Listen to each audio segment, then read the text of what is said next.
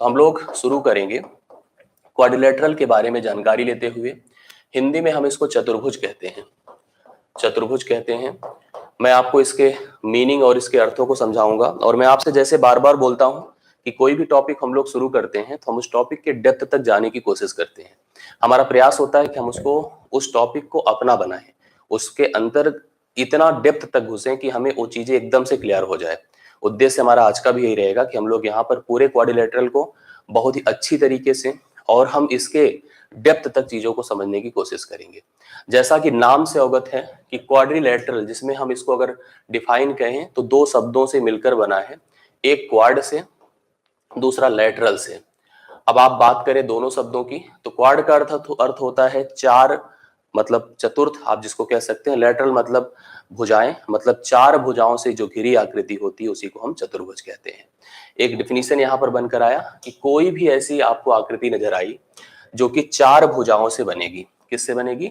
चार भुजाओं, भुजाओं। और भुजाओं मतलब सीधी सरल रेखाओं की बात की जा रही है, सीधी सरल रेखाओं की बात की जा रही है। हम कह रहे हैं चार भुजाओं से घिरी आकृति, घिरी आकृति जो होगी वो आपकी चतुर्भुज कहलाएगी। ये आपकी चतुर्भुज होगी। तो पहली जानकारी किसी एक फिगर को लेकर हम आपको दे रहे हैं। जैसे त्रिभुज को हमने दिया तो त्रिभुज को हमने बहुभुज के पहले मैंने, या बहुभुज को समझाने के अंतर्गत ही त्रिभुज को मैंने रखा कि त्रिभुज भी एक प्रकार का बहुभुज है, क्योंकि त्रिभुज से ही बहुभुज की शुरुआत होती है। बहुभुज अर्थात क्लोज फिगर की बात की जा रही है। तो यहाँ भी हम यही कह रहे हैं कि चार भुजाओं से घिरी, एक शब्द और यहाँ पे वर्ड ले सकते हैं, बंद आकृति। चार भुजाओं से घिरी बंद आकृति आपकी चतुर्भुज कहला रही है।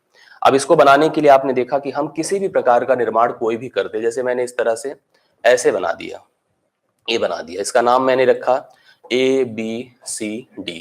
अब आपको ये लग रहा है कि यहाँ पर किसी भी, अभी हम कोई कैटेगरी निर्धारित नहीं कर रहे हैं, we are just discussing about a figure that have the four line segments.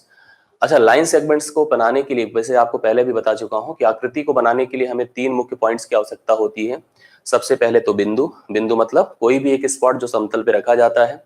एक बिंदु से दूसरी बिंदु को मिलाते हैं तो रेखा बनती है। जैसे यहाँ पर भी सेम स्थिति है। तो हम कहेंगे कि चार भुजाओं को से घिरी आकृति से पहले मैं डिफिनीशन इसकी दूंगा कि अगर किसी भी हम चतुर्भुज को बना रहे हैं तो चतुर्भुज को बनाने के लिए हमें जो आवश्यकता होगी चार शीर्ष बिंदु की, चार शीर्ष बिंदु की। जैसे कि अगर हमने एक चतुर्भुज जिसका नाम ABCD रखा है, प्लान किया है, तो उसको हम कहेंगे उसके चार शीर्ष बिंदु हुए, जिसमें हम इसका नामकरण कर दें A, B, C और D। हम प्रत्येक शीर्ष बिंदुओं को परस्पर मिला दें तो हमारे पास भुजाएं हमको मिली। तो मैंने कहा चार भुजाएं हो गई, चार भुजाएं हो गई। अब भुजाएं देखिए आप यहाँ पर इनका नाम कर सकते हैं AB, BC, CD और AD। ये हमारे पास भुजाएं हो गई। अब चार भुजाओं के साथ साथ यहाँ पर दो विकर्ण होते हैं, इसमें दो विकर्ण होते हैं। विकर्ण वह लंबाइयां होती हैं जो किसी एक चतुर्भुज के अंतर्गत बनेगी, जो प्रत्येक फिगर के विपरीत बिंदुओं को परस्पर मिलाती हैं। जैसे कि विपरीत बिंदु आप देखिए, अगर हमें चतुर्भुज का निर्माण कर रहे हैं तो वह बिंदु जो एक दूसरे से जुड़े होते हैं वे आसन्न होते हैं, एडजेसेंट होते हैं। जैसे अगर हम A को B के साथ देखें तो they are adjacent to each other, मतलब एक दूसरे के आसन्न है। और अगर हम A को C से देखें जो डायरेक्टली जुड़ा नहीं होता है तो उनको जोड़ने से विकर्ण बनता है। तो दो विकर्ण बने यहाँ पर, एक का नाम AC है, दूसरे का नाम BD है। तो दो विकर्ण की लंबाइयां हुई। और एक नोट आप लोग अपनी कॉपी में लिख लीजिएगा। नोट ये है कि सभी आंतरिक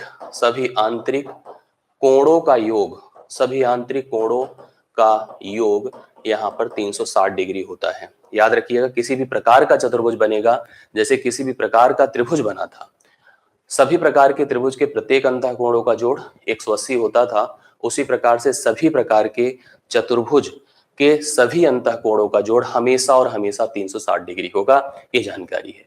मैं एक बात आप लोग को स्पष्ट आज कर देना चाहता हूं कि मैं जब सभी प्रकार के चतुर्भुज लिखा हूं, मैं टॉपिक भले मेंसुरेशन आपको पढ़ा रहा हूं, लेकिन मैं स्पष्ट कर रहा हूं कि आपको आज मैं इन सभी चतुर्भुजों की जानकारी दोनों पैटर्न पर दूंगा। मैं आपको ज्यामिति के पैटर्न पर भी दूंगा, मतलब हम ज्योमेट्री जिसको कहते हैं उसके पैटर्न पर भी दूंगा, और मेंसुरेशन के पैटर्न पे भी दूंगा। फर्क दोनों में क्या रहेगा वो भी मैं स्पष्ट कर दूंगा। जब हम ज्योमेट्री के आधार पर किसी एक फिगर को कैटेगराइज करेंगे या उसको डिफाइन करेंगे तो हम उनके परस्पर भुजाओं और कोणों के बीच के संबंध को डिस्कस करेंगे, रीड करेंगे, पढ़ेंगे। जबकि अगर हम मेंसुरेशन के अंतर्गत बात करेंगे हम उनकी भुजाओं की लंबाई अर्थात परिमाप की बात करेंगे, क्षेत्रफल की बात करेंगे, उनके आयतन की बात करेंगे, हम इन पर डिस्कशन करेंगे। तो हम यहाँ पर प्रत्येक जो भी चतुर्भुज होंगे, सभी चतुर्भुजों की जानकारियां आपको इस क्लास के माध्यम से ज्यामिति, ज्योमेट्री जिसको कहते हैं, और मेंसुरेशन, क्षेत्रमिति जिसको कहते हैं, दोनों आधार पर देने की कोशिश मैं करूंगा। आप सबके लिए टॉपिक यह क्लास बहुत ही महत्वपूर्ण होने वाली है, इस बात का मैं अभी आपको श्योरिटी दे रहा हूं। आपको जैसे मैंने यहाँ पर बताया कि कोई चतुर्भुज है, चार भुजाओं से घिरी आकृति होती है, चार शीर्ष बिंदु होते हैं, चार भुजाएं होती हैं, दो विकर्ण होते हैं, और सबसे बड़ी जानकारी मैंने दी कि सभी आंतरिक कोणों का जोड़ 360 के बराबर होता है। इसके साथ साथ मैं इसमें कुछ और जानकारियां दूंगा। जैसा कि आप जानते हैं कि किसी भी फिगर का परिमाप क्या होता है, तो परिमाप आपको अच्छी तरह से पता है। कोई भी फिगर है तो परिमाप हमेशा भुजाओं की लंबाइयों का योग होता है। तो आप प्रत्येक भुजाओं को अगर जोड़ दें, जैसे कि A B plus B C plus C D plus A D, अगर हम प्रत्येक को जोड़ देते हैं तो परिमाप निकलता है। कुछ और जानकारी मैं आपको देता हूं, उसको ध्यान से समझने की कोशिश करिएगा। अगर हम मान लीजिए जैसे मैंने ये त्रिभुज बनाया है, अब अगर हम बात करें यहाँ पर इसके क्षेत्रफल की, अब यह किसी प्रकार का फिगर नहीं है। जैसे आपको जब भी कोई चतुर्भुज के क्षेत्रफल की बात कराता है तो बेसिकली पहले चतुर्भुज बताता है कि कौन सा चतुर्भुज है, आयत है कि वर्ग है कि समांतर चतुर्भुज है, समलंब है, कैसा है, अभी आपकी इसकी कोई जानकारी मैं नहीं दे रहा हूं। मैं कह रहा हूं बेसिकली क्षेत्रफल क्या है। तो सबसे पहले जान लीजिए कि जब मैंने विकर्ण बनाए तो विकर्ण त्रिभुज को दो बराबर भागों में नहीं, दो भागों में विभाजित कर रहा है। विकर्ण त्रिभुज को दो त्रिभुजों में, चतुर्भुज को दो त्रिभुजों में विभाजित कर रहा है। अगर मैं इस त्रिभुज ए डी सी का क्षेत्रफल और ए बी सी का क्षेत्रफल निकाल दूं, आपको दे दूं, तो दोनों का जोड़ ही तो यहाँ पर क्या कहलाएगा, दोनों का जोड़ ही यहाँ पर आपके इस चतुर्भुज का क्षेत्रफल कहलाएगा। तो अगर मान लीजिए हमने कहा कि ऐसे समझने की कोशिश करना, मान लीजिए मैंने एक विकर्ण एसी ड्रॉ किया। अब अगर हम डी से एक शीर्ष बिंदु यहाँ पर ड्रॉ करें, मतलब एक लंब डालें, जो कि मान लीजिए यहाँ पर यह लेंथ है। इसी प्रकार से अगर हमने बी से यहाँ पर एक लंब डाला, तो दोनों बराबर भी हो सकते हैं, नहीं भी बराबर हो सकते हैं। तो जैसा मैंने आपको एक त्रिभुज के बारे में जानकारी दी थी, आपको याद होगा कि त्रिभुज का जो क्षेत्रफल होता है, त्रिभुज का जो क्षेत्रफल होता है, उसके किसी आधार को आप ले लीजिए, आधार को ले लीजिए, आधार के विपरीत शीर्ष बिंदु से उसकी जो ऊंचाई होती है, अगर हम इन दोनों को ले लें तो कहेंगे 1/2 गुणे आधार बी और ऊंचाई एच, यही त्रिभुज का क्षेत्रफल होता है। अगर हम इस प्रकार से यहाँ पर बात करें तो हम इस त्रिभुज का क्षेत्रफल निकालना चाहें, मान लीजिए यहाँ पर एडीसी के आधार हम एसी ले लेते हैं और इस लेंथ को हम लोग इसकी ऊंचाई मान लीजिए एच ले लेते हैं, तो त्रिभुज का क्षेत्रफल क्या हो जाएगा, 1/2 गुणे एसी गुणे ऊंचाई, हम जो भी इसका नाम दें, एच दे दें या हम डीएक्स दे दें, जो मर्जी आप दे सकते हैं। उसी प्रकार से उसी आधार पर यहां से भी एक ऊंचाई है, आप इस क्षेत्रफल इस फिगर का प्रयोग करके फिर से क्षेत्रफल निकाल सकते हैं और निकाल कर दोनों को जोड़ करके हम लोग उस चतुर्भुज का क्षेत्रफल निकाल सकते हैं। ये दिए गई स्थिति पर डिपेंड करेगा, चाहे इस विकर्ण एसी को लेकर चलिए, चाहे बीडी को लेकर चलिए, दोनों स्थितियों में आप किसी भी फिगर का क्षेत्रफल चतुर्भुज के तौर पर ज्ञात कर सकते हैं। फिलहाल हम जब अलग अलग कैटेगरी के चतुर्भुजों पर बातचीत करेंगे तो हम उनकी स्थितियों को डिक्लेयर करेंगे और उनके बारे में मैं आपको डिटेल करूंगा। तो इस पर हम लोग यहाँ पर बात करने जा रहे हैं, लेकिन ध्यान से मेरी बात को समझने की कोशिश करिएगा। ये मैंने दो जानकारियां आपको चतुर्भुज जो भी फिगर है उससे संबंधित दी है। ये डिपेंड तब करेगा, ये ज्यादा डीपली तब समझ में आएगा जब हम इसको किसी एक फिगर का नाम देंगे। हालांकि ऐसे भी ज्ञात किया जा सकता है, अगर आपको इस तरह से सभी जानकारियां वो दे दे जो हमें आवश्यकता में है, तो हम दोनों त्रिभुजों का क्षेत्रफल जोड़ दें तो भी हम आराम से इसका क्षेत्रफल ज्ञात कर सकते हैं। तो क्योंकि हमने जो आज तक परीक्षाओं को देखा है, उन परीक्षाओं में प्रत्येक परीक्षाओं के अंतर्गत आप सभी चतुर्भुजों की जब बात करते हैं तो चतुर्भुजों की कैटेगरी अलग अलग बनकर आती है। हम लोगों ने बहुत बार आयत सुना, हम लोगों ने वर्ग सुना, हमने समांतर चतुर्भुज सुना। इनकी संरचना, इनकी बनावट टोटली क्वाड्रिलेटरल के प्रकार पर निर्भर करती है, कितने प्रकार के चतुर्भुज हैं उस पर निर्भर करती है। तो हमारा जो सबसे बड़ा यहाँ पर कंसंट्रेशन होना चाहिए वो ये होना चाहिए कि हम लोग चतुर्भुजों के प्रकार को समझ पाए। तो आपको यहाँ पर अपनी कॉपी में हेडिंग डालनी चाहिए, types of the quadrilateral, types of quadrilateral, मतलब चतुर्भुजों के हम प्रकार की बात कर रहे हैं। जैसे जैसे शब्दों का उपयोग मैं करूंगा उसी प्रकार से आप भी करिएगा और अपनी कॉपी में इन शब्दों को अगर आप लिखते हैं तो मैं आपको गारंटी दे रहा हूं कि आज के बाद ये टॉपिक आपको कभी कंफ्यूजन नहीं देगा। यहाँ पर आप इनके फैक्ट को समझ पाएंगे, जो हो सकता है कंफ्यूजन आपके दिमाग में कभी भी रही हो पढ़ने के दौरान, वो आज आपकी खत्म हो जाएगी। हम चतुर्भुजों के प्रकार की बात कर रहे हैं, तो मैं आपको बता दूं कि चतुर्भुजों को पहले निम्नलिखित 3 भागों में डिवाइड किया जाता है और उनके डिवीजन भी किस पर आधारित होते हैं मैं वो भी आपको भी स्पष्ट कर दूंगा। 3 भागों में हम चतुर्भुजों को डिवाइड करेंगे। पहला होता है पैरेललोग्राम, पैरेललोग्राम जिसको आप हिंदी में कहते हैं समांतर चतुर्भुज, समांतर चतुर्भुज, समांतर चतुर्भुज। दूसरा होता है ट्रेपीजियम, ट्रेपीजियम जिसको आप कहते हैं समलंब चतुर्भुज, समलंब चतुर्भुज। और अंतिम में होता है काइट, काइट आपने देखा जिसको आप हिंदी में कहते हैं पतंग, ये आप जानते हैं। 3 प्रकार से चतुर्भुजों को डिवाइड किया जाता है। पहले का नाम समांतर चतुर्भुज है, दूसरे का नाम समलंब चतुर्भुज है, तीसरे का नाम पतंग है। किसी ने हमसे पूछा कि भैया ये बताइए कि ये आपने जो कैटेगरी निर्धारित की किसके बिहाफ पर करी, किस पर आधारित की, तो हम कहेंगे ये कैटेगरी जो बनाई गई है वो बेसिकली भुजाओं के समांतर होने की स्थिति पर की गई है। याद रखना इस शब्द को जो मैं बोल रहा हूं, भुजाओं के समांतर होने की स्थिति पर की गई है। यहां पर 2 भुजाएं समांतर होती हैं, यहां पर 1 भुजाएं समांतर होती है, मतलब ऐसे समझिएगा 2 पेयर समांतर होते हैं, 2 पेयर समांतर होते हैं, 1 पेयर समांतर होता है और 9 पेयर समांतर होता है। जैसे जब कभी किसी चतुर्भुज के विपरीत जो पेयर्स होते हैं, भुजाओं को पेयर हम लोग ऐसे जोड़े में नोटिस कर रहे हैं, उसमें कभी कोई ऐसे चतुर्भुज आपको दिया जाए जिसमें विपरीत 2 भुजाएं समांतर हैं तो उसको हम समांतर चतुर्भुज कहेंगे। एक भुजा अगर समांतर है मतलब एक जोड़ा समांतर है तो उसको समलंब चतुर्भुज कहेंगे। अगर कोई भी जोड़ा समांतर नहीं है तो उसे हम काइट अर्थात पतंग कहेंगे। अब सुनना, समांतर चतुर्भुज को फिर कैटेगराइज किया जाएगा और इसकी पहली कैटेगरी बनेगी रेक्टेंगल। इसके मैं आपको बता देता हूं। जैसे देखिए, रेक्टेंगल को आप हिंदी में क्या कहते हैं? आयत कहते हैं। समझने की कोशिश करिएगा। जब हमने चतुर्भुज डिफाइन किया तो किसी एक प्रॉपर्टी के आधार पर एक चतुर्भुज बना जिसका नाम है समांतर चतुर्भुज।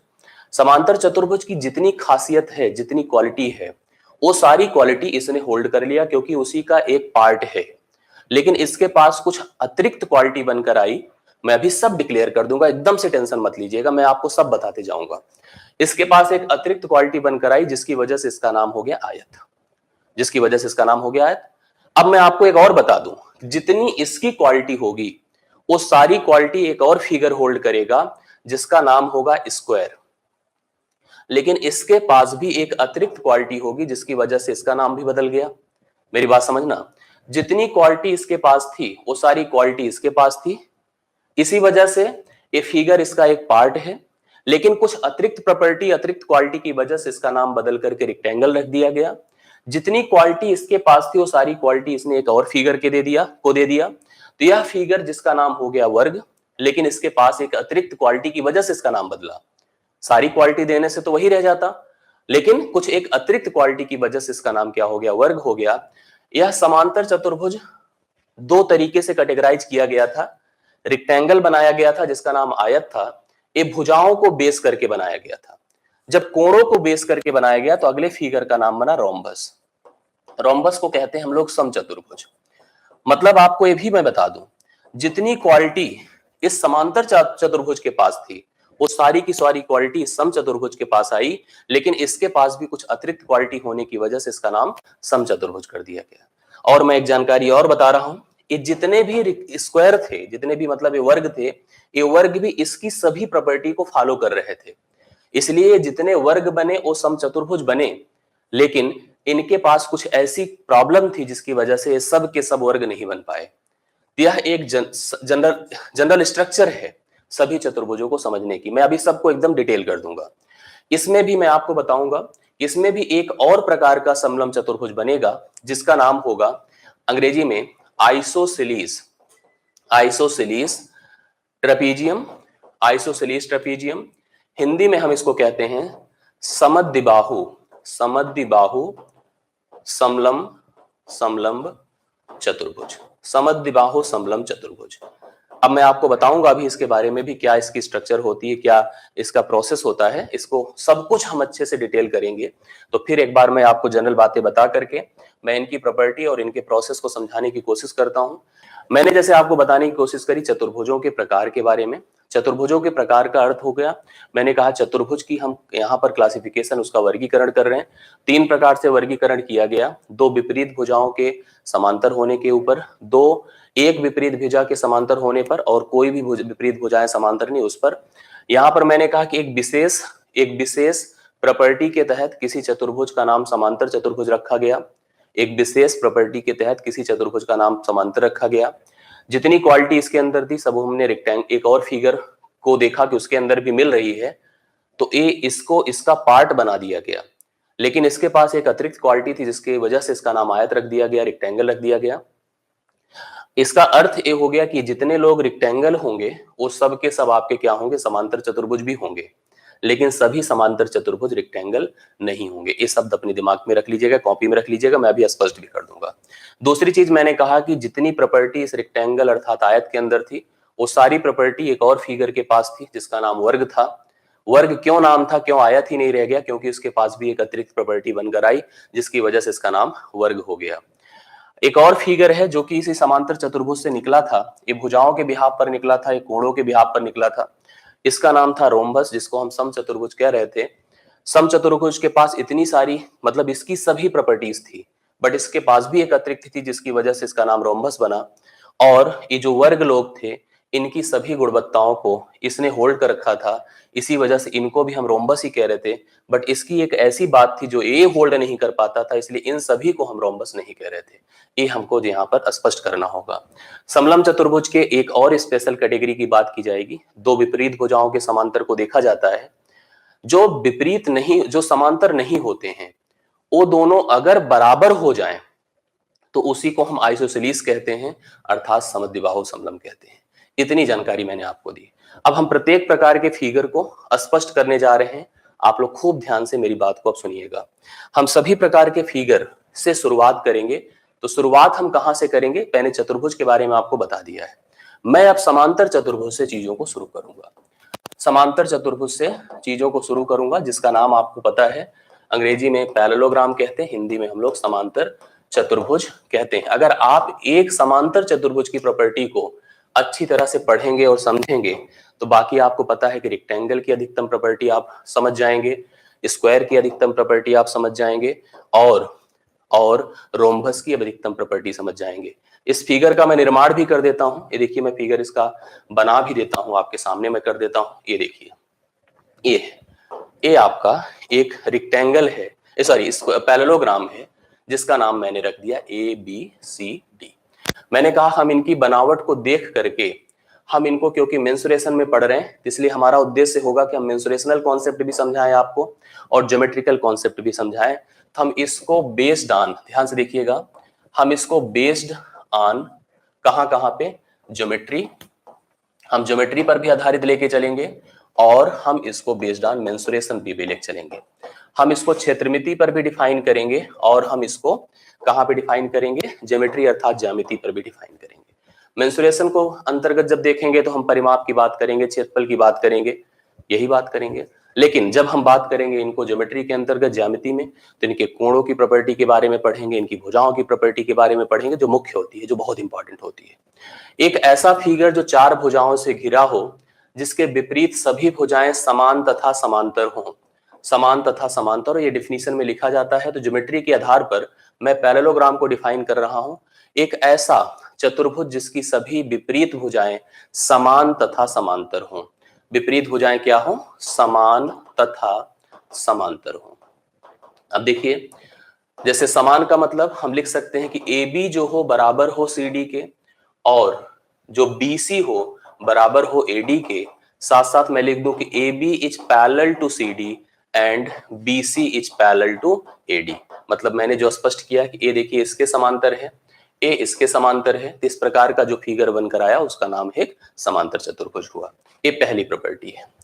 दूसरी प्रॉपर्टी देखिएगा ध्यान से, इनके जो विपरीत कोण होंगे, विपरीत कोण वो समान होंगे। विपरीत कोण इनके क्या होंगे, समान होंगे। अपोजिट एंगल्स क्या होंगे, सेम होंगे। लिख लीजिएगा अपनी कॉपी में कि विपरीत कोण आप किसी भी पैरेललोग्राम की बात करेंगे समान होंगे, समान होंगे। अर्थात मैं लिख सकता हूं कि कोण ए बराबर कोण सी होगा और कोण बी बराबर कोण डी होगा। तीसरी जानकारी मैं यहां पर आपको दे देता हूं, उसको भी नोट करते जाइएगा। तीसरी जानकारी ये हो गई कि जो संगत कोण अर्थात एडजेसेंट एंगल होंगे वो उनका जोड़ 180 अंश के बराबर होगा, मतलब वो सप्लीमेंट्री होंगे। मैं लिख सकता हूं कोण ए प्लस कोण बी बराबर 180, इसी तरह से कोण ए प्लस कोण डी भी बराबर 180 होगा। ऐसे मैं लिख सकता हूं कोण बी प्लस कोण सी बराबर 180 होगा। ऐसे मैं लिख सकता हूं कोण सी प्लस कोण डी भी बराबर 180 अंश होगा। तो जितने भी आसन्न कोण होंगे मतलब संगत कोण होंगे उन सभी का जोड़, जैसे ए को अगर बी के साथ जोड़ दें, बी को सी के साथ जोड़ दें, सी को डी के साथ जोड़ दें, ए को डी के साथ जोड़ दें, ये सभी कोणों का जोड़ 180 अंश के बराबर होगा। अब एक दूसरी जानकारी आप ध्यान से देखिए, बहुत इंपॉर्टेंट है। अगर इनके विकर्णों को परस्पर मिलाते हैं, मतलब विकर्ण मिलाते हैं इनके, तो जो विकर्ण होते हैं, ध्यान से देखिए अगला पॉइंट यहां पे मेंशन कर रहा हूं, विकर्ण नोट करना है आप लोग को, एक दूसरे को समद्विभाजित करते हैं, ये जानकारी हो गई। समद्विभाजित करते हैं, समद्विभाजित करने का अर्थ क्या हो गया, ध्यान से देखना कि हम कह दें कि ए पार्ट इस पार्ट के बराबर, अगर मान लीजिए उनका इंटरसेक्शन ओ पर हो रहा है तो उनके इंटरसेक्शन ओ पर होने से कुछ जानकारी है, यह पार्ट इस पार्ट के बराबर होगा और यह पार्ट इस पार्ट के बराबर होगा। जो विकर्ण बनकर आएगा किसी भी समांतर चतुर्भुज में, उसके जो समद्विभाजन होगा उसका बाइसेक्टिंग होगा, मतलब बराबर होगा, अर्थात वो एक दूसरे को समान सेगमेंट में बांट देंगे। मतलब जैसे मैंने आपको कहा कि यहाँ पर देखिए, अगर इसको हम यहाँ पर डिटेल करें तो हम लिख सकते हैं AO बराबर OC और हम लिख सकते हैं BO बराबर OD। यह जानकारी भी आपको स्पष्ट हुई होगी कि विकर्ण एक दूसरे को समद्विभाजित करते हैं। समद्विभाजित करने में भी स्थितियां बनती हैं, लेकिन उसको हम लोग को बहुत ज्यादा डिटेल में जाने की यहाँ पर मेरे ख्याल से रिक्वायरमेंट नहीं, जितना हमने बताया इतनी उपयोगिता आपके लिए बनकर आ रही है। मुझे लग रहा है कि आपको इस समझ में बातें आ गई होंगी समांतर चतुर्भुज से संबंधित। अब आगे देखिए ध्यान से, इसी को अगर हम मेंसुरेशन पर लेकर आए, इसी फिगर को अगर हम मेंसुरेशन पर लाएं, क्योंकि मेंसुरेशन में हमें बहुत कुछ डिटेल नहीं करने की आवश्यकता है, आप उस फिगर को ऐसे छोटा सा बना दीजिए और हम तुरंत यहां पर सारी बातें आपको स्पष्ट कर देते हैं। ये मान लीजिए आपका एक समांतर चतुर्भुज है, ध्यान से देखना आप सबको स्पष्ट हो जाएगा। इसका विकर्ण जो होता है, एक बात मैं आपको क्लियर कर देता हूं, विकर्ण समांतर चतुर्भुज को दो बराबर भागों में विभाजित करता है। विकर्ण जो होता है किसी एक समांतर चतुर्भुज का, वह विकर्ण दो समांतर त्रिभुजों में इसको विभाजित कर देता है। हम इसका अगर परिमाप निकालेंगे तो परिमाप के बारे में तो आप जानते ही हैं, किसी भी फिगर का परिमाप बेसिकली क्या होता है, उसकी सभी भुजाओं का जोड़ होता है, इसमें लिखने की जरूरत ही नहीं है। तो परिमाप इसलिए कभी लिखा नहीं जाता है, जहां पे बहुत रिक्वायरमेंट होगी वहीं पे बताया जाता है, सभी भुजाओं का योग होता है। दूसरी बात, सभी भुजाओं का योग होगा, इसके क्षेत्रफल को जरूर हम लोग पढ़ेंगे। क्षेत्रफल क्या होगा इसको समझने की कोशिश करिएगा। क्षेत्रफल निकालने के लिए हमको सबसे पहले उसकी एक भुजा को नोटिस करना होगा, उस भुजा को हम आधार बना दें, उस भुजा से उसके विपरीत समांतर भुजा के बीच की दूरी लेनी होगी। ये देखिए, जैसे अगर इसका नाम मान लीजिए D है, तो हम कहेंगे जो क्षेत्रफल होगा वो आधार गुणे ऊंचाई होता है। आधार गुणे ऊंचाई इसलिए बोल रहे हैं इसको कि ऐसे कह दें कि हम किसी एक भुजा को अगर बेस बना दें, मतलब आधार बना दें, उस भुजा से उसके विपरीत शीर्ष, विपरीत भुजा, विपरीत मतलब जो समान भुजा है उससे उसकी दूरी क्या है, इसको हम अगर गुणा कर देते हैं परस्पर, तो यहां से हमें किसी भी समांतर चतुर्भुज का क्षेत्रफल पता चल जाता है। डिपेंड ये भी करता है, अगर हम इसको आधार बना लें तो यहां से हम इसकी ऊंचाई देखेंगे, जो ऊंचाई बनेगी अब इस आधार को और इस ऊंचाई को नोटिस करेंगे तब भी क्षेत्रफल हमको प्राप्त होगा। ठीक है, मेरे ख्याल से आपको यह शब्द क्लियर हुआ होगा कि क्षेत्रफल निकालने के लिए हमें क्या करना होता है कि समांतर चतुर्भुज की एक भुजा को आधार बनाना होता है, उसके विपरीत समांतर भुजा से उसकी दूरी लेनी होती है, जो आई वही क्षेत्रफल है। हम इस पर एक एग्जाम्पल भी करवाएंगे, लेकिन अभी हम इस पर ऐसे ही जानकारी आपको दे रहे हैं जिससे कि आपको ये बातें स्पष्ट हो जाए। आप इस पर एक एग्जाम्पल छोटा सा देख लीजिएगा। जैसे मान लीजिए हमारे पास यहाँ पर एक समांतर चतुर्भुज है, क्योंकि ज्योमेट्री में हमें जानकारी देना आवश्यक है, लेकिन जितनी डिटेल की आवश्यकता हमें मेंसुरेशन में है, क्योंकि टॉपिक का नाम मेंसुरेशन है, तो इसलिए हम बहुत ज्यादा समय अभी ज्योमेट्री पर नहीं लगाएंगे, हम यहाँ पर समय लगाएंगे मेंसुरेशन पर। ये देखिए, मान लीजिए हमारे पास एक समांतर चतुर्भुज है, समांतर चतुर्भुज है। अब इस समांतर चतुर्भुज की जो संलग्न भुजाएं हैं, एक का नाम 15 सेंटीमीटर है, दूसरा अगर मान लीजिए यहाँ पर 18 सेंटीमीटर है। एक 15 सेंटीमीटर 18 सेंटीमीटर है, ये इसके समांतर है और यह इसके समांतर है। हमने कहा कि यहाँ पर छोटी भुजाओं के बीच की दूरी, छोटी भुजाओं के बीच जो दूरी है, अगर हमने कहा 10 सेंटीमीटर है, कितना है? 10 सेंटीमीटर है। तो बड़ी भुजाओं के बीच की दूरी बताइए, बड़ी भुजाओं के बीच की दूरी। देखिए, इस तरह का प्रश्न बनेगा हमारे शब्दों में, जो मैं आपको यहाँ पर डिफाइन कर रहा हूं। जैसे मान लीजिए हमसे कहा गया एक समांतर चतुर्भुज है, जिसकी जो भुजाएं हैं, संलग्न भुजाएं हैं, साथ में जुड़ी भुजाएं हैं, एक की लंबाई 15 है, दूसरे की 18 है, तो छोटी भुजा आपको 15 वाली दिखेगी, बड़ी भुजा 18 वाली दिखेगी। तो छोटी भुजाओं के बीच की दूरी इसने हमसे कहा है कि 10 सेंटीमीटर है। दूरी आपको मैंने पहले भी स्पष्ट किया है कि वह रेखा होती है जो एक दूसरे के साथ समकोण बनाती है। हमसे बड़ी भुजाओं के बीच की दूरी अर्थात इसका मान पूछा गया है, इसका मान। तो सबसे पहले हम क्षेत्रफल निकालेंगे। तो क्षेत्रफल क्या होगा बताइए? आधार गुणे ऊंचाई। आधार कितना है? 15, और ऊंचाई कितनी है? 10, मतलब 150 सेंटीमीटर स्क्वायर हो गया। अब अगर हम बड़ी भुजाओं के बीच की दूरी को d मान लें भाई, क्योंकि फिगर वही है तो क्षेत्रफल तो वही आना है। तो हम क्षेत्रफल में अब हम इस फार्मूले का प्रयोग करेंगे और हम लिखेंगे BC गुणे d, BC गुणे d। क्षेत्रफल आप 150 ही रखिए, और BC हमारे पास है 18 और d हमको नहीं पता है, तो हम d का मान लिखेंगे 150 बटा 18 कर देंगे, 2 9 बार होगा 75 कर देंगे इसको। अब आप देखिए 3 3 9 होता है, 3 25 हुआ, 3 8 24, 8 सही 1/3 सेंटीमीटर इनके बीच की दूरी हो जाएगी, जो कि आप यहाँ पर लिख सकते हैं। मतलब आप ध्यान से देखने की, समझने की कोशिश करिए। क्षेत्रफल तो चलो हम 150 लिख दिए, अब 150 को अगर हम 18 से भाग दे देंगे तो हमें बड़ी भुजाओं के बीच की दूरी आराम से पता चल जाएगी, जो कि आप बेसिकली देख रहे हैं 8 सही 1/3 सेंटीमीटर है। इस तरह के प्रश्न आपसे मिलेंगे और आपको करना होगा। अब हमने जैसे पैरेललोग्राम बताया, उसी पैरेललोग्राम के बिहाफ पर अगला फिगर बनकर आएगा जिसका नाम है रेक्टेंगल। रेक्टेंगल को हम हिंदी में कहेंगे आयत। अगर पैरेललोग्राम आपको स्पष्ट हो गया हो तो मैं आयत की तरफ बढ़ूं। अब जो हमारा पैरेललोग्राम था, मेरी बात को ध्यान से सुनना। जैसे देखिए फिगर आपका पैरेललोग्राम था, ये जो फिगर था मैंने ऐसे बना दिया, ये देखिए ऐसे बना दिया, ये फिगर आपका पैरेललोग्राम था। अब इस फिगर को जो हमने यहाँ पर पैरेललोग्राम लिखा है, अगर हम ये जो फिगर आपका पैरेललोग्राम बना था, ये देखिए, अगर हम इसको ऐसे कहीं भुजाओं के आधार पर ऐसे सीधा कर दें, ये देखिए इसको सीधा कर दें, तो हमारे पास जो फिगर बनेगा उसका नाम हो जाएगा क्या? रेक्टेंगल। मतलब मैं आपको स्पष्ट कर दे रहा हूं, देखिए इनके साथ स्थिति क्या होगी। ये देखिए ऐसे बेसिकली फिगर हम यहाँ पर इसी के आधार पर बना देते हैं, यहाँ पर हमको बने फिगर भी मिल जाएंगे। ये देखिए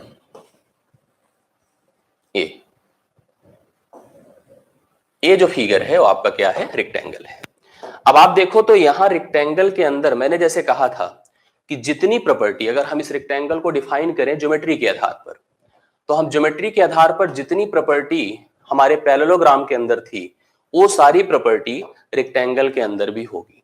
बस एक इसकी अतिरिक्त प्रॉपर्टी होती है जिसकी वजह से इसका नाम आयत कर दिया जाता है। बाकी जितनी जानकारियां वहां पर थी, अगर हम इसका नामकरण कर दें, हम इसको कह दें कि यह ABCD है, तो आपको यहां पर भी विपरीत भुजाएं समान तथा समांतर ही नजर आएंगी जैसे उसमें था। इसमें क्या था, और उसमें साथ साथ क्या था कि जो हमारे पास संगत मतलब विपरीत कोण होते हैं वो बराबर होते हैं, इसमें भी बराबर होंगे।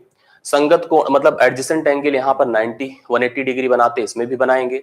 इसमें भी विकर्ण एक दूसरे को समद्विभाजित करेंगे, विकर्ण एक दूसरे को समद्विभाजित करेंगे। एक इसके पास अतिरिक्त प्रॉपर्टी बनकर आई, वह क्या बनकर आई? आप शब्द को सुनिएगा कि इनके सभी संगत कोण समकोण होते हैं। एक जानकारी देखिए अतिरिक्त बनी, समकोण होते हैं, संगत कोण समकोण होते। जबकि आपने पैरेललोग्राम जब देखा था तो कुछ ऐसे फिगर बना था, तो यहां पर संगत कोणों का समकोण होना जरूरी नहीं था। जबकि अगर हम आयत की बात करेंगे तो आयत में पैरेललोग्राम की जितनी प्रॉपर्टी थी, जितने नियम थे, वो सब कॉमन है, केवल एक इसके अतिरिक्त नियम की वजह से कि इनमें जो संगत कोण है, ये वाले कोण जो हैं, ध्यान से देखना, ए वाले जो कोण हैं, यह कोण आपके क्या हैं, समकोण हैं। मतलब यहां पर जो कोण बनेगा, जैसे ए कोण, यह कोण, यह कोण, यह कोण, ये आपका समकोण होगा। ये आपके फिगर की स्पेशल खासियत होती है, इस वजह से इसको हम आयत कहते हैं। आपने देखा होगा जैसे आपका कमरा ऑलमोस्ट आयताकार या वर्गाकार होता है, आप आयत किताबें आपकी आयताकार होती हैं, तो जो प्रॉपर्टी आपके मतलब विपरीत भुजाएं समान समांतर होंगी, एडजेसेंट एंगल आपके जो होते हैं 180 होंगे, विपरीत कोण समान होंगे, डायगोनल्स दो बराबर भागों में विभाजित करेगी, आपस में भी समद्विभाजित होगी, बस केवल एक एक्स्ट्रा प्रॉपर्टी है, संगत कोण यहाँ समकोण होते हैं। इस वजह से ये आयत आपका समांतर चतुर्भुज है। तो नोट यहां पर मैं यही लिखवा देता हूं, आप लोग लिख लीजिएगा कि सभी आयत समांतर चतुर्भुज होते हैं, समांतर चतुर्भुज होते हैं, परंतु सभी समांतर चतुर्भुज आयत नहीं होते हैं। ये लाइन आपको लिखना है। सभी आयत समांतर चतुर्भुज होते हैं, लेकिन सभी समांतर चतुर्भुज आयत नहीं होते हैं, यही शब्द है। अब इसको अगर हम क्षेत्रमिति के बिहाफ पर देखें, तो क्षेत्रमिति के बिहाफ पर मैं जो जानकारियां दे रहा हूं उसको समझिए। ये आपका आयत है, आयताकार खेत होता है, आप जानते हैं अच्छी तरह से। जनरली उसकी ये देखिए, ये लंबाई उसकी मान ली जाती है, क्योंकि यहाँ पर संगत कोण जो होते हैं वो आपके 90 डिग्री होते हैं। इसकी लंबाई L मान ली जाती है, चौड़ाई B मान ली जाती है। सबसे पहले हम इसका परिमाप अगर करें तो आपको पता है कि विपरीत भुजाएं समान ही होती हैं। यह लेंथ इस लेंथ के समांतर भी है और समान भी है, यह लेंथ भी इस लेंथ के समांतर है तो समान भी है। तो परिमाप आप समझ गए होंगे कि 2 बार लंबाइयों को जोड़ा जाएगा, 2 बार चौड़ाइयों को जोड़ा जाएगा, तो ट्वाइस L + B × H हो जाता है। इसके क्षेत्रफल की बात किया जाए तो क्षेत्रफल में आपको दिख रहा है कि 2 भुजाएं, जैसे उसमें समांतर चतुर्भुज में मैंने कहा था कि ये अगर आधार है तो इसके विपरीत भुजा से इसकी दूरी मतलब जो समकोण बनाए, तो सीधा सीधा मैं लिख सकता हूं लंबाई गुणे चौड़ाई होता है, लंबाई गुणे चौड़ाई हो गया। यूनिट आप जानते हैं कि कब कहां किसको लिखना होता है। परिमाप में केवल यूनिट इकाई में लिखा जाता है, क्षेत्रफल में यूनिट इकाई का स्क्वायर हो जाता है।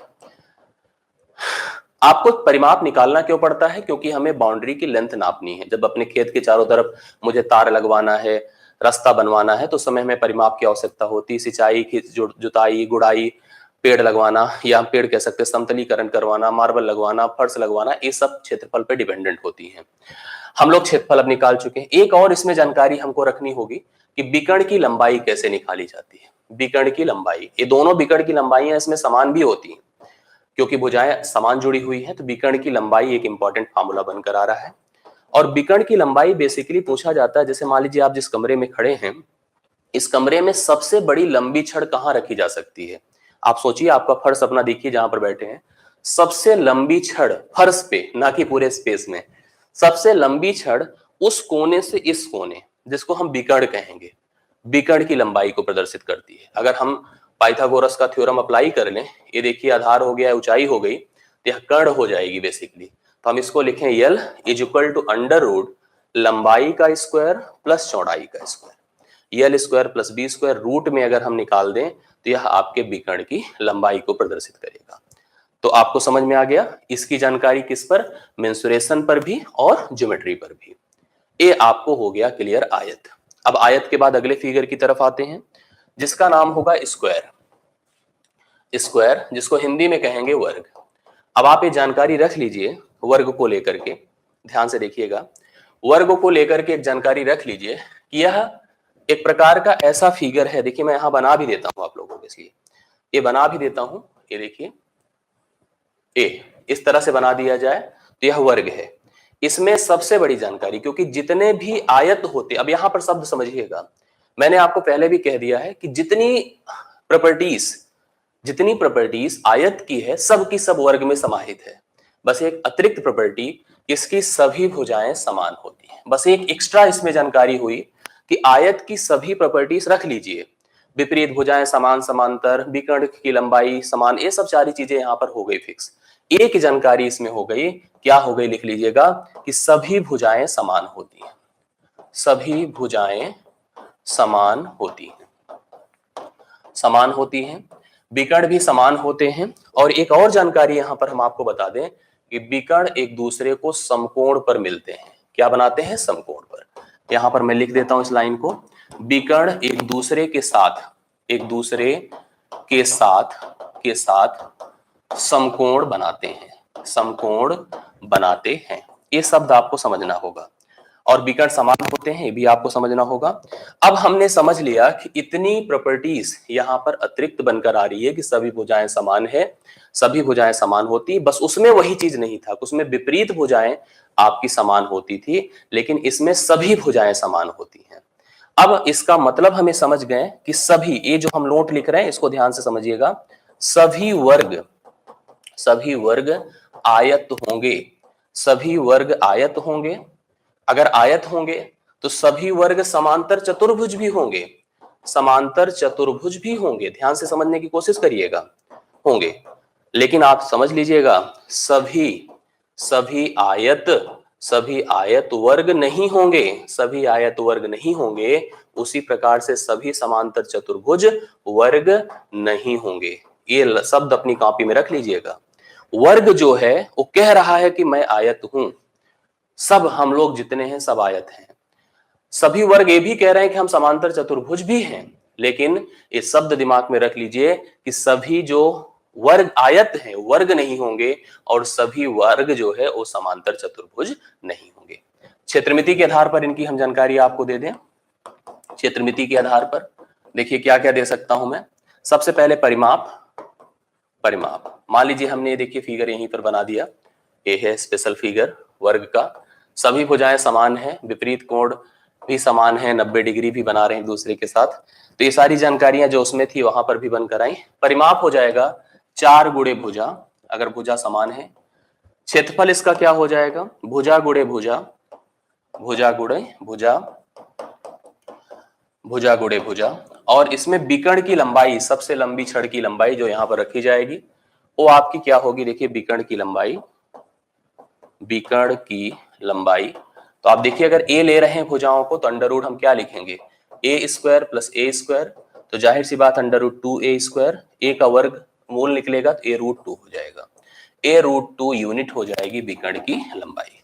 ये जानकारी हो गई किसी वर्ग से संबंधित, जो वर्ग को हम समझ पा रहे हो। तो ये भी आपको क्लियर हो गया होगा, इस पर भी आपका कमांड हो गया होगा। ये हो गया हमारे सामने वर्ग की जानकारी। अगला फिगर आएगा रोम्बस। रोम्बस जिसको हम लोग हिंदी में कहते हैं समचतुर्भुज।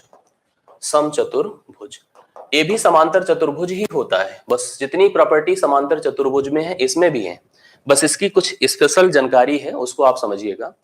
जो समांतर चतुर्भुज थे उसमें आपने देखा था, देखिए ऐसे बना था समांतर चतुर्भुज।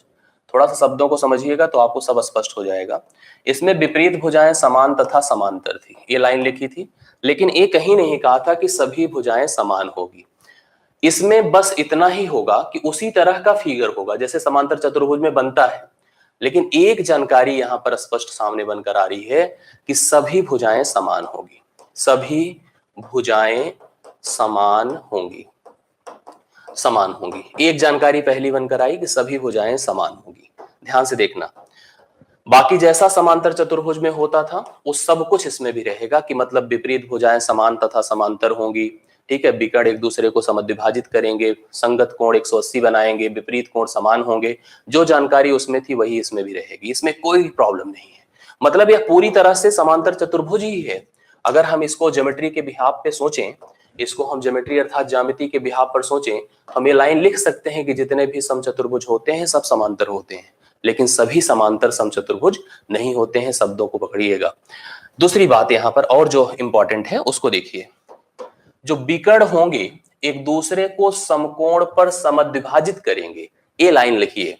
हमने लिखा कि विकर्ण एक दूसरे को समकोण पर समद्विभाजित करेंगे, ये लाइन है। यहां पर विकर्ण जरूरी नहीं कि समान ही हो, ये भी समझने की कोशिश करिएगा। एक विकर्ण का नाम D1 है, दूसरे का नाम D2 है, दोनों विकर्ण अलग अलग भी हो सकते हैं। अब सोचो कि यही सारी प्रॉपर्टी अगर देखा जाए तो वर्ग के अंदर भी थी, वर्ग में भी तो ऐसा ही था। क्या था, सभी भुजाएं समान थी, विपरीत भुजाएं समान तथा समांतर थी, विकर्ण एक दूसरे को समकोण पर समद्विभाजित कर रहे थे, वो सारी जानकारी थी उसमें। बट इसके साथ साथ संगत कोण यहाँ समकोण थे। संगत कोण समकोण इसमें नहीं है, मतलब ये लोग वो हो सकते हैं लेकिन वो लोग ये नहीं हो सकते, इसीलिए मैंने यहां पर इसको अलग कर दिया था। अब आप समझने की कोशिश करो, इसी वजह से ये कैटेगरी बनकर सामने आई थी। तो हम यहां पर ये समझ गए हैं कि जो विकर्ण है एक दूसरे को समकोण पर समद्विभाजित करेंगे, मतलब ये जितने कोण बनेंगे यहां पर वो सब समकोण बनेगा।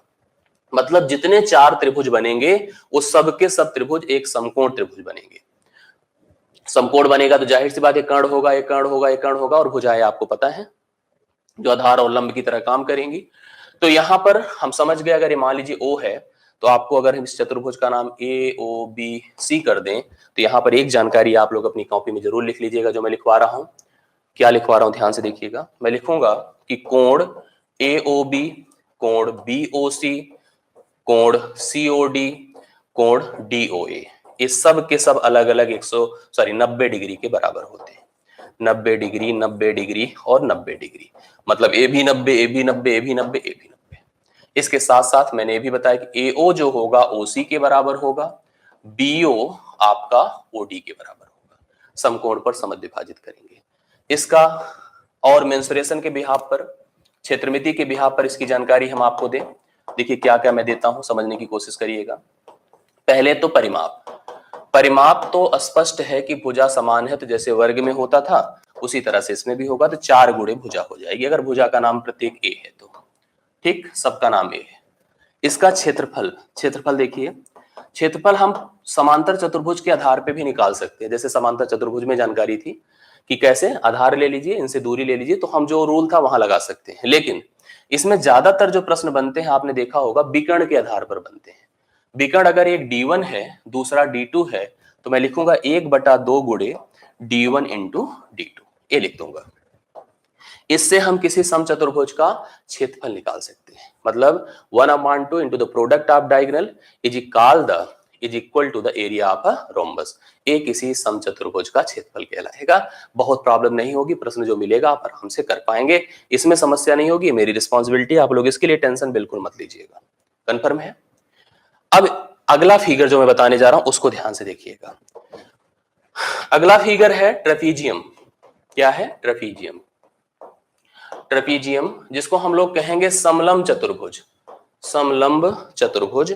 इसको भी आप लोग बस और समझ लीजिए जिससे कि यह स्पष्ट हो जाए और यहां तक आपको कोई प्रॉब्लम अभी तक ना हो पाए। चलिए, समलंब चतुर्भुज जिसको हम कह रहे हैं ट्रेपीजियम। मैंने आपको डिफिनीशन देते समय देखिए, अभी तक हमने जितने फिगर लिए उन सभी फिगर में विपरीत भुजाएं समांतर थी, मतलब दोनों पेयर पैरेलल थे। यहां पर केवल एक पेयर अपोजिट भुजाओं का ही पैरेलल होगा, मतलब विपरीत भुजाओं का एक जोड़ा समांतर होगा, एक जोड़ा समांतर नहीं होगा। फिगर कुछ ऐसे बनता है। देखिए मैं यहां पर लेकर इस फिगर को यहां से बना देता हूं तो आपको ज्यादा स्पष्ट हो पाएगा। ये देखिए, ये बना। ये जो फिगर है वो आपका क्या है? समलंब चतुर्भुज है। आपने देखा कि दो विपरीत भुजाएं समांतर हैं। ये भुजा इसके समांतर हैं और समांतर के साथ साथ असमान है। जैसे ज्योमेट्री के आधार पे मैं डिफिनीशन देते जा रहा हूं, बेस्ड ऑन ज्योमेट्री मैं दे रहा हूं, फिर मेंसुरेशन पर मैं इसको बताता हूं। देखिए, सबसे पहले मैं लिखूंगा AB is parallel to CD, but ये मस्ट रहेगा कि AB is not equal to CD। अगर इक्वल ही हो गया ना तो रेक्टेंगल हो जाएगा, आयत बन जाएगा। तो आप ये मान के चलो कभी बराबर नहीं होगा। और ये दोनों समांतर नहीं होंगे, इन दोनों को समांतर आप नहीं कहेंगे। ठीक है। अब यहां पर एक जानकारी ये हो गई, बाकी कई सारी जानकारियां हैं उसको भी ध्यान से समझिएगा। ये इनकी दूरियां हैं, ये इनकी दूरियां यहां से यहां तक। ठीक है। अच्छा, बाकी और जानकारियों में अगर आप देखेंगे तो आपको जैसे ए कोण, क्योंकि समांतर भुजाएं हैं ना, तो समांतर भुजाओं में अगर ये रेखा गुजर रही है तो संगत कोण 180 अंश होते समान होते हैं। को इंटीरियर सप्लीमेंट्री होते हैं, जैसे कि यह कोण इसके साथ 180 बनाएगा या इसके साथ 180 अंश बनाएगा। ये जानकारी हमको होनी चाहिए। अगर ये एच है, ए भी एच है, समान ही रहेगी। तो यह लेंथ अगर ए एक्स है तो यह आपकी क्या होगी? ए वाई होगी। मतलब ए लेंथ भी आपको दिख रही है कि दोनों जैसे ए लेंथ इस लेंथ के बराबर हो पाएगी। और इसको देखेंगे तो आपको एक जो है यहाँ पर एक आयत की तरह फिगर नजर आएगा, आयत की तरह फिगर नजर आएगा। समलंब चतुर्भुज की कुछ इतनी प्रॉपर्टी आपको नजर आ रही है। इसमें कुछ जानकारी मैं और दूंगा कि जैसे मान लीजिए एक समलंब चतुर्भुज, ध्यान से देखना मेरी बात को, अगर कुछ ऐसे बनाया गया, कुछ ऐसे बनाया गया। जैसे मैंने आपसे कहा कि जो मतलब असमांतर भुजाएं हैं, जो असमांतर भुजाएं हैं, अगर वो बराबर हो गई, जैसे यह लेंथ इसके बराबर हो जाए, मान लीजिए अगर इसका नाम ABCD है। अब देखिए कई सारी इंपॉर्टेंट इंफॉर्मेशन यहां से बनकर सामने आएंगी। अगर ए इसके समांतर है और बराबर नहीं है, जबकि मैंने कहा कि यदि यदि ध्यान से देखना कि जो AD है बराबर अगर BC के हो जाए, मतलब यह रेखा इस रेखा के बराबर हो जाए, तो इस चतुर्भुज को हम लोग क्या कहेंगे पता है? समद्विबाहु समलंब कहेंगे। मैंने इसको पहले से भी बताया था आप लोग को। समद्विबाहु समलंब हम लोग कहेंगे, समलंब कहेंगे। मतलब अब समद्विबाहु समलंब, ए भुजा इसके बराबर हो गया, ठीक है। अब यहां से अगर आप देखो ए लेंथ, अगर हम इस लेंथ को ड्रॉ करें तो यह लेंथ इसके बराबर हो जाएगी, एक आयत बन जाएगा। कोणों का सिस्टम समझ में आएगा कि यह कोण इसके बराबर होगा, यह कोण इसके बराबर होगा। तो कई सारी ऐसी जानकारियां आपको नजर आएंगी, ठीक है, इतनी जानकारी। अब इसको अगर हम क्षेत्रमिति के आधार पर पढ़ें तो क्षेत्रमिति में हम समझ रहे हैं कि अगर मुझे परिमाप निकालना है तो भाई भुजाओं का जोड़ करना है। अगर हमें क्षेत्रफल निकालना है तो क्षेत्रफल का फार्मूला आप देख लीजिए क्या बनता है। देखिए इस तरह का एक फिगर है, आप ध्यान से देखना कि अगर मान लीजिए हम यह लेंथ x ले रहे हैं, यह y ले रहे हैं, जो समांतर भुजाएं हैं उनकी अलग अलग लेंथ यदि x1 y है तो इसका एरिया हो जाता है 1/2 गुणे x प्लस वाई, मतलब समांतर भुजाओं का योगफल गुणे उनके बीच की दूरी, गुणे उनके बीच की दूरी। ये आपको एरिया नजर आएगा, मैं लिख देता हूं 1/2 गुणे समांतर भुजाओं का योगफल, समांतर भुजाओं का योगफल, योग गुणे उनके बीच की दूरी, उनके बीच की दूरी, ये क्षेत्रफल हो जाता है किसी भी ट्रेपीजियम का। अब इसमें कुछ जानकारियां जैसे इस तरह से भी होंगी, ध्यान से देखना क्या होगी कि अगर मान लीजिए कभी कभी आपको ए लेंथ दोनों पता हो, ए लेंथ पता हो, त्रिभुज की तरह बन रहा हो, इसमें और बहुत सारी जानकारियां हमको देकर के प्रश्नों में फंसाया जाएगा। तो हम लोग अगर थोड़ा बहुत समझ रहे हैं तो चीजों को हम लोग यूज कर लेंगे जब भी परीक्षा में ऐसे प्रश्नों को देखेंगे तो। संभवतः ये बातें समझ में आई। एक और फिगर है, आप उसको भी देख लीजिए, जिसमें कोई भी भुजा समांतर नहीं होती है। इसको कहते हैं काइट, जिसको हिंदी में कहते हैं पतंग। आज देखिए एक लंबा सेशन जा रहा है, मेरी बात को समझिएगा। पतंग हमने तो नहीं उड़ाया है, आप लोगों ने उड़ाया होगा बेसिकली। मुझे पता है पतंग सब उड़ाए होंगे, लेकिन पतंग क्या होती है, क्या पतंग हम आइडियल कभी बना पाए हैं? आइडियल पतंग क्या है? जो कोई दुकान पे जाइएगा ना तो पतंग ऐसे लीजिएगा, कहिएगा एक ऐसा फिगर जिसमें पहली चीज कोई भुजा समांतर ना हो, दो संगत भुजाएं हो, मतलब अलग अलग संगत भुजाएं हो। इसमें देखिए ध्यान से, इस फिगर का नाम है पतंग, इस फिगर का नाम पतंग है। कोई भी भुजा समांतर नहीं है, दो अलग अलग संगत भुजाएं परस्पर समान है, परस्पर समान है।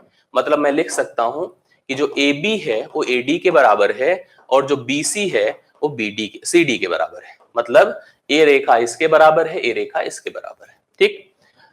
विकर्ण एक दूसरे को समकोण पर मिलते हैं, विकर्ण एक दूसरे को समकोण पर मिलते हैं, मतलब समद्विभाजित नहीं करते हैं, मिलते हैं। जैसे कोण कितना बनता है? समकोण बनता है। जो छोटा विकर्ण होता है परस्पर बराबर बढ़ जाता है, परस्पर बराबर बढ़ जाता है, कोणों को समान कर देता है। एक कोण इसके बराबर हो जाता है, कोण इसके बराबर हो जाता है। इतनी जानकारियां हैं बस पतंग को लेकर के। अगर ऐसे कोई पतंग बना के दे रहा है तो समझ लो अच्छी पतंग है। क्या? फिर से सुनिएगा, संगत भुजाएं परस्पर, जोड़े जो उनके साथ में बनते हैं समान होंगे। ए इसके दो छोटी संगत भुजाएं होंगी, दो बड़ी संगत भुजाएं होंगी। उनके विकर्णों को परस्पर मिलाएंगे तो समकोण पर मिलेंगे। एक दो बराबर भागों में बट जाएगी, दूसरी बराबर भागों में नहीं बटेगी। यहां पर जो कोण बटकर आएंगे कोण परस्पर समान होंगे। ए इसके बराबर होगा, इसके मतलब यह कोण, जैसे ए बी जो यहां पर मान लीजिए, और यह लेंथ, इस कोण का मान परस्पर आपस में बराबर होगा। ऐसी पतंग बनी तो अच्छी पतंग है, नहीं तो आप समझिए क्या है, ठीक। यही पतंग का प्रोसेस है। बहुत ज्यादा इससे मेंसुरेशन के प्रश्न पूछे नहीं जाते हैं, इसलिए हम लोग इस पर काम बहुत नहीं कर रहे हैं। जहां जरूरत पड़ेगी हम लोग इसको यहाँ पर अप्लाई कर लेंगे। जो प्रश्न है देखिए ध्यान से, मैंने अभी चतुर्भुज की जितनी जानकारियां दी उस पर संबंधित कुछ प्रश्न है, जल्दी जल्दी हम लोग करते हैं जिससे कि इसको फाइनल कर ले आज ही क्लास में। एक आयताकार भूखंड की चौड़ाई इसकी लंबाई की 1/3 है। आयताकार भूखंड है, ये ध्यान से देखिएगा। कह रहा है कि जो चौड़ाई है लंबाई की 1/3 है, भूखंड का जो परिमाप है 240 मीटर है, तो इसकी लंबाई कितनी होगी? जनरल अगर हम बात करें तो आपको पता है कि ट्वाइस L प्लस बी होता है परिमाप, ट्वाइस L प्लस बी होता है। इसने कहा कि जो चौड़ाई है लंबाई की एक तिहाई है, यही तो बोला ना, भूखंड की चौड़ाई इसकी लंबाई की एक तिहाई है। यदि लंबाई को हम लोग यहां पर ले लेते हैं यल, तो चौड़ाई हो जाएगी 1/3 यल। या हम ऐसे कह सकते थे, आपको पता है, अगर दोनों को हम जैसे मान लीजिए, आपको ऐसे समझने की कोशिश करिएगा, क्योंकि चौड़ाई एक तिहाई है तो लंबाई 3 गुना होगा, लंबाई 3 गुना होगा। तो हम ऐसा अगर लिखते तो ज्यादा अच्छा होता। कैसा कि अगर हम कह देते कि यह मान लीजिए b है, तो यह हो जाएगा 3b। अब परिमाप अगर आपको दिया है 240, तो आप लिख सकते थे ट्वाइस 4b हो जाएगा, 4b बराबर 240, 4 दूना 8, तो b बराबर 8 त्रिक 24 हो जाएगा। चौड़ाई 30 हो गई। तो लंबाई हमसे पूछा है, लंबाई हमसे पूछा है, तो आप यहां पर देख सकते हैं, जैसे अगर हम लोग b को निकाले हैं, 90। हाँ बिल्कुल, ध्यान से देखने की समझने की कोशिश करिएगा। इसमें हमसे बोला है कि आयताकार भूखंड की चौड़ाई इसकी लंबाई की एक तिहाई है। यदि भूखंड का परिमाप 240 है तो हमसे इसकी लंबाई पूछी गई है। क्या इसमें ऑप्शन है? नहीं है। तो नहीं है तो आप लोग डी ऑप्शन लगाइएगा, क्योंकि बी अगर 30 आई है तो इसकी जो लंबाई होगी 30 कितनी हो जाएगी? 90 हो जाएगी। 90 30 120 होगा, 120 दूना 240 होगा। ऑप्शन इसमें मैच नहीं कर रहा है, तो डी ऑप्शन इस प्रश्न का हल होगा। इसको हम कराने का एक दूसरा तरीका बता देते हैं, आप उसको नोट करिएगा। हम लंबाई और चौड़ाई की बात करते हैं, तो यहां पर 3:1 का अनुपात होगा, क्योंकि चौड़ाई लंबाई की कितनी है? चौड़ाई लंबाई की एक तिहाई है। अनुपाती पदों को जोड़ दीजिए, तो 4 हो गया, उसका 2 गुना कर दीजिए, तो यह आपको 240 को रिप्रेजेंट करेगा। तो 8 बराबर अगर 240 है, तो हम 3 का मान अगर निकालें तो क्या होगा? 8 त्रिक 24, 30 तिया 90, तो 90 होना चाहिए, जो कि आपको दिया नहीं गया है। तो डी ऑप्शन इस प्रश्न का हल होगा। तो डी ऑप्शन नोट कर सकते हैं। प्रोसेस है, जैसे मैंने कहा, आपको पता है कि परिमाप सभी भुजाओं का जोड़ होता है, और ये दोनों लोग अभी 2 ही बार हैं, तो 4 बार इनको होना चाहिए। 2 से गुणा कर दीजिए, 240 हो गया। 240 को कंपेयर कर दीजिए, 3 का मान 90 हो गया। अगला प्रश्न देखिएगा, ये क्वेश्चन है आपके सामने, इसको पढ़िए। हाँ, एक आयताकार आंगन आप समझ लीजिए कि आसन्न भुजाओं में से एक भुजा, आसन्न भुजाओं में से एक भुजा 7 है, एक भुजा 7 है। पढ़ते जाइएगा, सब लोग करते जाइएगा और रिस्पॉन्स करते जाइए। और इसका जो विकर्ण है वो 25 है। विकर्ण क्या है? 25 है। तो हमसे पूछा है कि इसका क्षेत्रफल क्या होगा। क्षेत्रफल निकालने के लिए आपको पता है लंबाई गुणे चौड़ाई करना होता है। तो यहाँ पर 90 है ही है, इस 7 है, 25 है, तो इस लेंथ को निकालना है। तो लेंथ बराबर √25 का वर्ग माइनस 7 का वर्ग करेंगे तो मेरे ख्याल से 576 होगा, जिसका वर्गमूल करेंगे तो 24 हो जाएगा। 24 हो जाएगा। अब 24 अगर है और 7 है, लंबाई गुणे चौड़ाई कर दीजिए, लेंथ इंटू ब्रेथ करेंगे, 7 चौके 28, 7 दूना 14, 14 तो 16, 168 हो जाएगा, जो कि आपको डी ऑप्शन में दिया गया है। तो डी ऑप्शन इसका क्षेत्रफल हो जाएगा आंगन का। आप सभी लोग यहाँ पर नोट कर सकते हैं। तो ऑप्शन का जो क्षेत्रफल, आंगन का क्षेत्रफल हुआ, वो डी ऑप्शन है।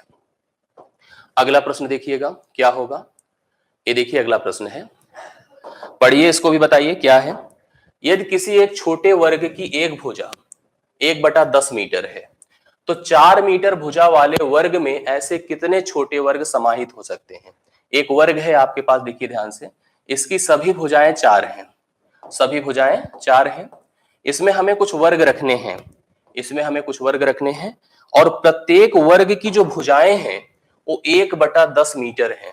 1/10 मीटर क्या होता है पता है?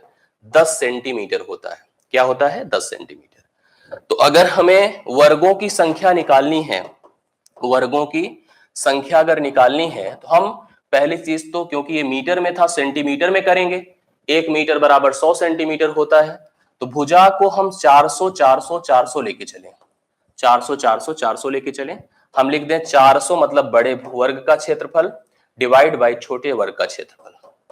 2 शून्य खत्म हो गए, 4 चौके 1600, 1600 यहां पर इस प्रश्न का हल हो जाएगा, जो कि बी ऑप्शन में आपको दिया है। मेरी बात को समझिए। लेकिन एक बात ध्यान दीजिएगा, यहां पर एक कंफ्यूजन बनेगा। जैसे मान लीजिए अभी तो जो छोटा वर्ग है उसकी जो भुजाएं हैं, वो भुजाएं इसको डायरेक्टली डिवाइड कर दे रही हैं। लेकिन अगर इन केस यहीं पर 1/12 लिखा होता, 1/8 लिखा होता तो प्रॉब्लम होती। ऐसे के लिए जैसे लेंथ है मान लीजिए 400 सेंटीमीटर, और इसकी जो भुजाएं हैं 10 है, तो 10 से इसको डिवाइड करिए, तो देखिए आपको कितनी नजर आएंगी। 10 से डिवाइड करेंगे तो 40 आएगी। तो 40 हम लेंथ की तरफ रख सकते हैं, 40 ब्रेथ की तरफ रख सकते थे, तो 40 गुणे 40 हम ऐसे ही कर देते, तब भी हमको 1600 मिल जाता। कभी कभी जैसे मैंने कहा, जैसे अगर लेंथ यहाँ पर 8 तक ही कवर कर पा रहा है, कुछ ऐसा पार्ट जो छूट जाएगा, वहां पर वर्ग रख ही नहीं सकते ना, अगर 1 मीटर तक हम लेंथ को डिवीजन में स्थिति ना आए तो, इसलिए यहाँ पर इस पर आधारित हमको लेके चलना होगा। आगे बढ़िए, चौथा नंबर आपके सामने होगा। चौथा, ये देखिए, इसको पढ़िए। एक वृत्ताकार मैदान तथा वर्गाकार मैदान का परिमाप बराबर है। एक वृत्त है और एक वर्ग है, दोनों का मैदान की जो लंबाई है, जो परिमाप है, दोनों का बराबर है। मतलब आपको पता है यहाँ पर जो परिधि होगी, आपको मैंने पढ़ाया है, वही यहाँ पर परिमाप होगा, लेकिन इसका परिधि, इसका परिमाप दोनों परस्पर बराबर है। पढ़ते जाइएगा।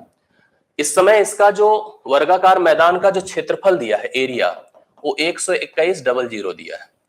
हम इसकी भुजा यहां से निकाल सकते हैं। भुजा कैसे निकालेंगे बताइएगा? सीधा सीधा वर्गमूल कर दीजिएगा, 121 का 11 हो जाएगा और 1 शून्य बढ़ जाएगा, 110 हो जाएगा भुजा। तो परिमाप क्या होगा बताइए? इसका परिमाप हो जाएगा 4 गुणे 110, 440 हो जाएगा। जो ये परिमाप है वही परिधि है, परिधि 440 हो जाएगी। परिधि का रूल आपने पढ़ा है, 2πr होता है। जो 440 दिया है, इस वर्ग का क्षेत्रफल हमको निकालना है, तो इसकी रेडियस अर्थात इसकी त्रिज्या पहले हम निकालेंगे। 2 गुणे 22/7 गुणे r नहीं पता है, 440 लिखा गया। 22 दूना 44, 10 हुआ, 10 को 7 से गुणा कर दें, रेडियस 70 हुआ। एरिया निकालेंगे तो पाई r स्क्वायर होता है 22/7 गुणे r, मतलब 70 गुणे 70 कर दीजिए, 7 दहम में 70 होता है, तो 220 गुणे 70 होगा, 22 सत्ते 154 होता है, 00 कर दीजिए, 15,400। जो बी ऑप्शन में आपको दिया गया है, इस वर्ग का, इस वृत्त का क्षेत्रफल होगा। ठीक है, इस वृत्त का क्षेत्रफल होगा, जो आप लोग नोट कर सकते हैं। सही उत्तर इस प्रश्न का बनकर आया है।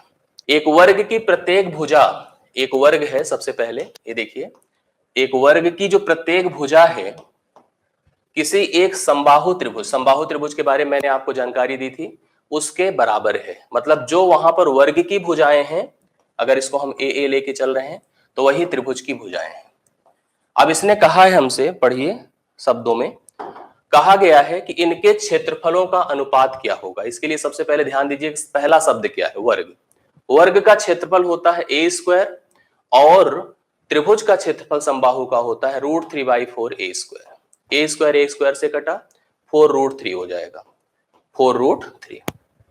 तो D option, 4√3, D option is the right answer. ठीक, ये प्रश्न का सही हल है।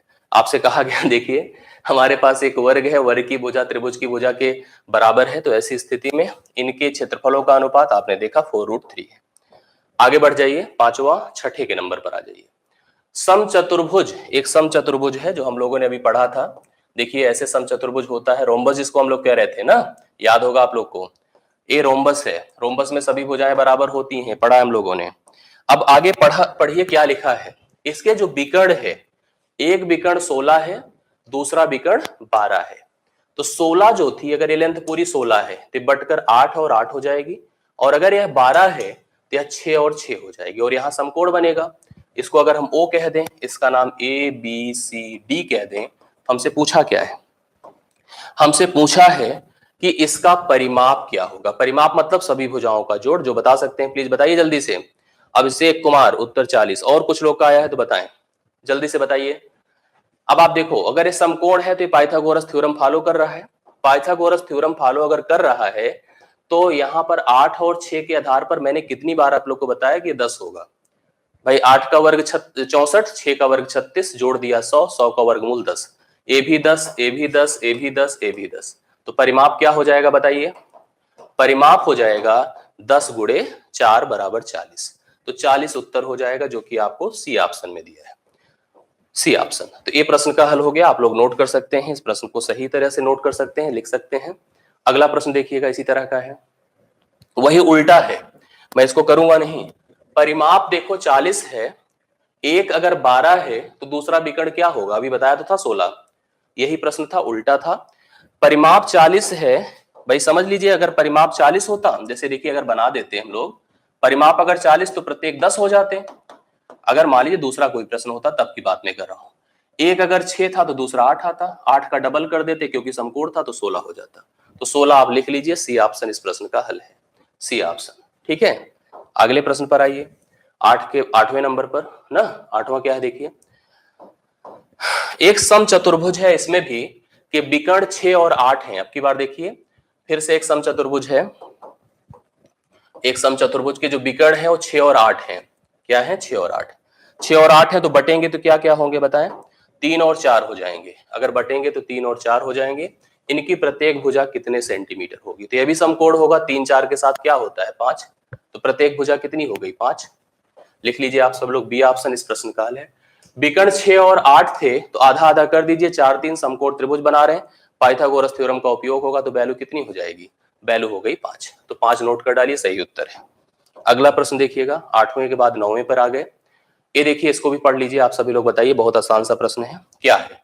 एक समलम चतुर्भुज है, जैसे अभी पढ़ रहे थे हम लोग समलम के बारे में, कि जो समांतर भुजाओं का जो अनुपात है, जैसे अगर मान लो इसको हम x कह रहे हैं, इसको y, तो x अनुपाते y कितना दिया पता है? 4:7। समांतर भुजाओं का जो अनुपात है 4:7 है। आगे पढ़िए, यदि समांतर भुजाओं के बीच की दूरी 10 सेंटीमीटर है, ये दूरी 10 है, तो समांतर भुजाओं का अंतर क्या होगा? समांतर भुजाओं का अंतर क्या होगा? एरिया क्या होता है बताएं? एरिया क्या होता है? एरिया दिया है पहले से उसने 220। 1/2 गुणे x प्लस वाई इंटू डी, यही रूल होता है। यहां पर 220 रखिए। 1/2 गुणे, आप देख रहे हैं 7 4 कितना हो जाएगा? 11। अगर हम इसको x कर दें या डायरेक्टली लिखें, 11 गुणे डी मतलब 10। ठीक है, एक शून्य खत्म, 11 दूना 22 हो गया, 2 दूना 4 हो गया, मतलब 1 का मान 4 हो गया। 1 का मान 4 है, अंतर बताएं 3 है। अंतर बताएं 3 है तो 3 का मान 12 हो जाएगा।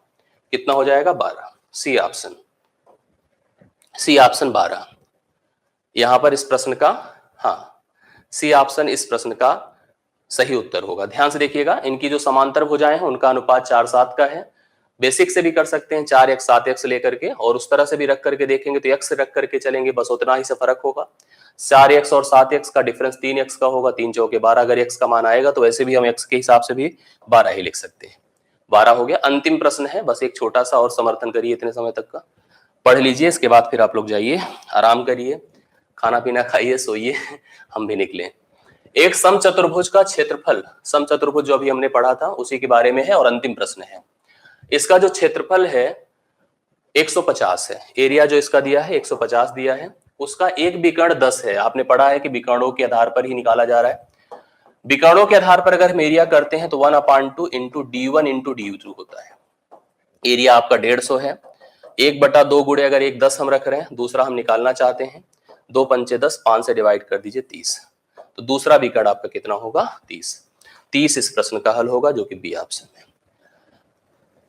ठीक, हाँ, ये आप सभी के 10 प्रश्नों का हल था, पूरा चतुर्भुज था। संभवतः समझ में आया होगा जो आपको मैंने बताने की कोशिश की है। आज का सेशन यहीं समाप्त करूंगा। अगले सेशन के लिए सभी लोग तैयार रहिए। आज के लिए इतना ही। बहुत बहुत धन्यवाद। Thank you so much. Thanks a lot.